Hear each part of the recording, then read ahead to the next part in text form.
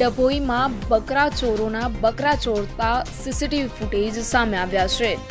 મળતી માહિતી અનુસાર ડભોઈ તરસાના ટીબી ફાટક જવાના તિબેટ પર આવેલા જકાત નાકા પાસે મહેદવિયા સોસાયટી મકાન number 7 lovely bakery lovely farm ગત રાત્રિના કોઈ પણ સમયે નૂર મોહમ્મદ લવલી વાલાએ 11 વાગ્યાની આસપાસ બકરાઓને ખાવાનું અને પાણી આપી પોતાના ઘરે જતા રહ્યા હતા।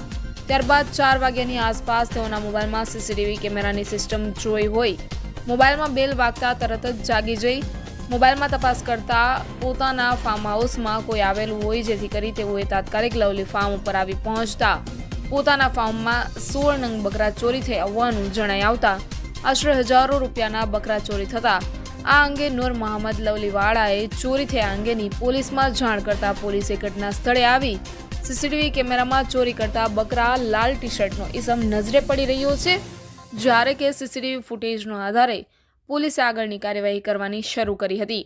જ્યારે કે તાજેતરમાં જ શિનોર તાલુકાના સીમડી ગામેથી બકરા ચરાવવા ગયેલ ઇસમને ચપ્પુ બતાવી બકરાઓની ઉઠાંતરી કરવામાં આવી હતી।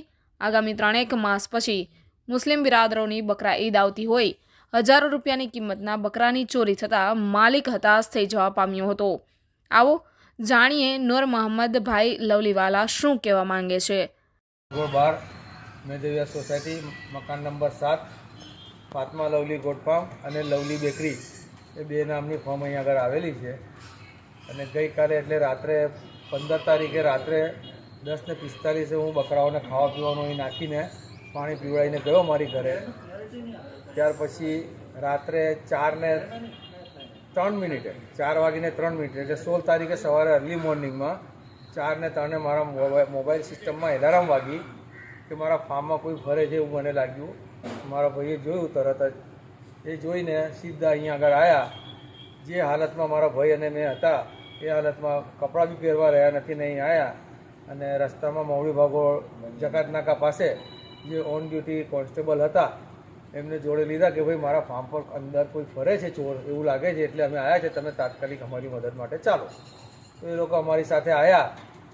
4:20 અમે અહીંયા આગળ એન્ટ્રી થયા અને તાળું ખોલીને અંદર આવ્યા, જોયું તો 16 બકરા અમારા ચોરાઈ ગયા છે અને એની સીસીટીવી ફૂટેજ મારે ત્યાં કેમેરા લાગેલા છે। સીસીટીવી ફૂટેજ મવડી ભાગોળ પોલીસ જમાદારને હમણાં હું આપવા જઈ રહ્યો છું અને એ જે કંઈ બી છે કાર્યવાહી આગળ કરવા માટે જમાદાર પાસે જઉં છું। પોલીસ તંત્રમાં તમે જાણ ક્યારે કરી? પોલીસ તંત્રમાં અહીંથી 4:20 જ્યારે અમે જોઈ લીધું કે બધું થઈ ગયું છે ત્યાર પછી 5 વાગે એટલે રોજાનો જે સમય થાય છે એ વખતે અમે પોલીસ સ્ટેશનમાં સવારે 5 વાગે પહોંચી ગયા હતા।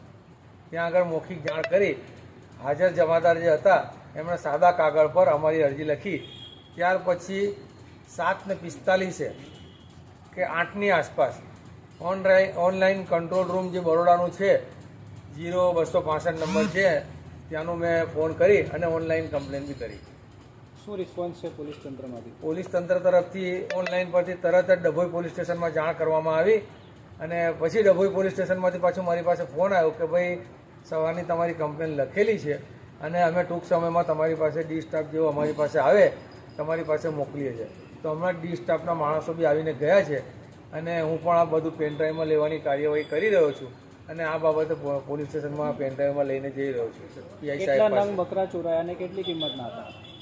16 નંગ ટોટલ બકરા છે, એમાંથી મેન